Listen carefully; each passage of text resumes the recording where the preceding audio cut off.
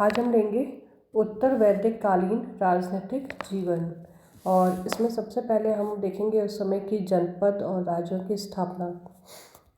उत्तर वैदिक काल में जन राज्यों के स्थान पर जनपद राज्यों की स्थापना हुई, अर्थात अब विभिन्न राज्यों की भौगोलिक पहचान स्पष्ट होने लगी थी। दूसरे शब्दों में राजा जन के साथ साथ एक निश्चित प्रदेश का भी अधिपति था। इस समय प्रमुख राज्यों के उल्लेख मिलते हैं, जैसे कुरु, पांचाल, गंधार, केकय, मद्र, मत्स्य, काशी, कोसल, कलिंग, अवंती, विदेह, मगध, विदर्भ, अश्मक, मूलक आदि। उत्तर वैदिक साहित्य में मुख्यतः राजतंत्रात्मक राज्यों का ही उल्लेख मिलता है। प्रादेशिक राज्यों की स्थापना से विस्तारवादी एवं साम्राज्यवादी प्रवृत्तियों को बढ़ावा मिला। छोटे एवं बड़े राज्यों में अंतर किया जाने लगा। सम्राट एवं एकराट शब्द की प्राप्ति राजाओं की आकांक्षा बन गई। ऐत्रेय ब्राह्मण में कहा गया है कि समुद्र पर्यंत पृथ्वी का शासक एकराट होता है। राजसूय वाजपेयी तथा अश्वमेघ यज्ञ किए जाने लगे।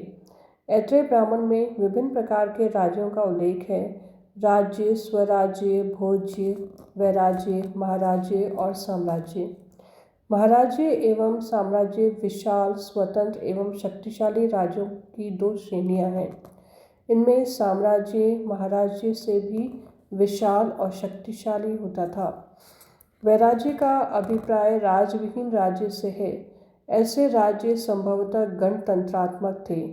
राज्य, स्वराज्य एवं भोज्य क्षेत्र विशेष में राज्य के लिए प्रचलित भिन्न भिन्न नाम हैं।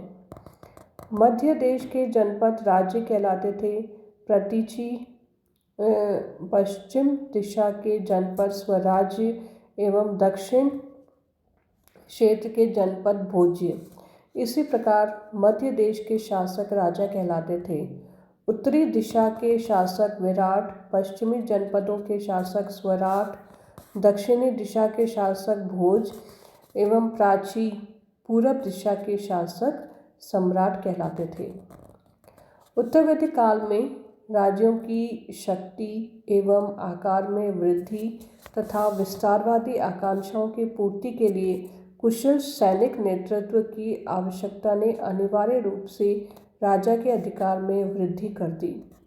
सामान्यतः राजा का पद अब स्थायी और वंशानुगत हो चला था, यद्यपि उसके निर्वाचन का सिद्धांत नष्ट नहीं हुआ था।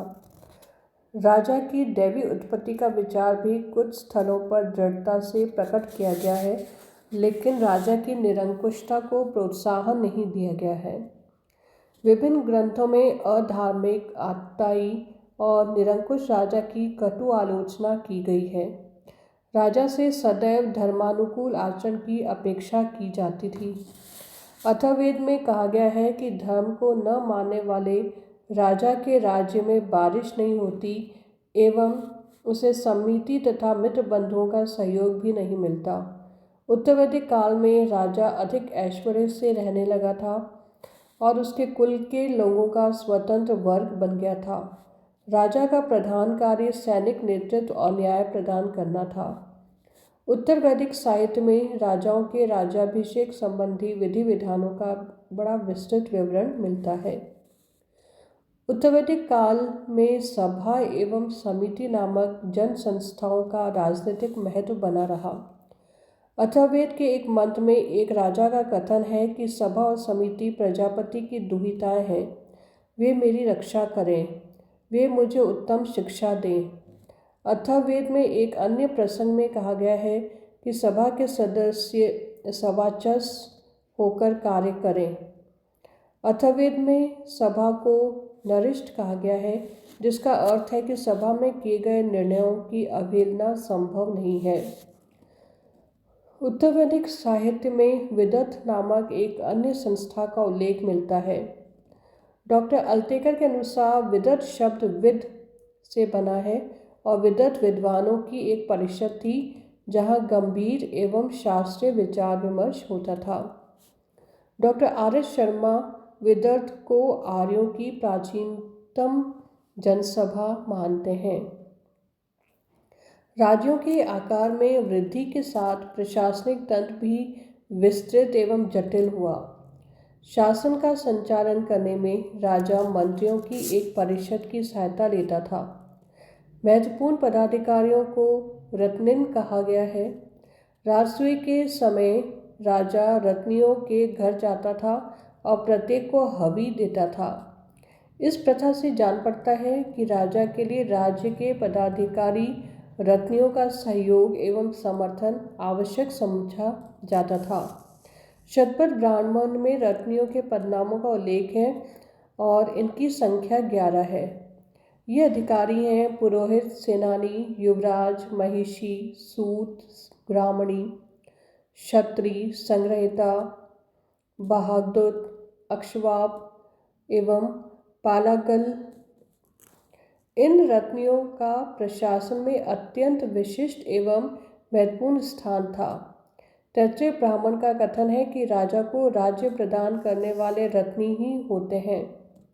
अथर्ववेद में राजन राजकृतः का उल्लेख मिलता है, जिसका अर्थ है राजा बनाने वाले राजाओं। और सूत, ग्रामणी, रथकार, करमार और दीवान को राजकृत कहा गया है। अब राज्य नियमित रूप से कर वसूल करने लगा था और भागदूत नामक अधिकारी कर संग्रह का कार्य करता था। ऐसा प्रतीत होता है कि धनार्जन में लगा वैश्य वर्ग ही करों का भार वहन करता था। संभवतः आय का 16वां भाग राजा को मिलता था। उत्तर वैदिक साहित्य में स्थपति तथा शतपति शब्द के उल्लेखों से प्रांतीय शासन व्यवस्था की स्थापना के संकेत मिलते हैं। स्थपति का काम बाहरी क्षेत्रों का प्रबंध करना था, जिनमें बहुधा केवल आदिवासी बसते थे, जबकि शतपति संभवतः 100 गांवों के एक समूह की देखभाल करता था। ये था उत्तर वैदिक काल में राजनीतिक जीवन। धन्यवाद।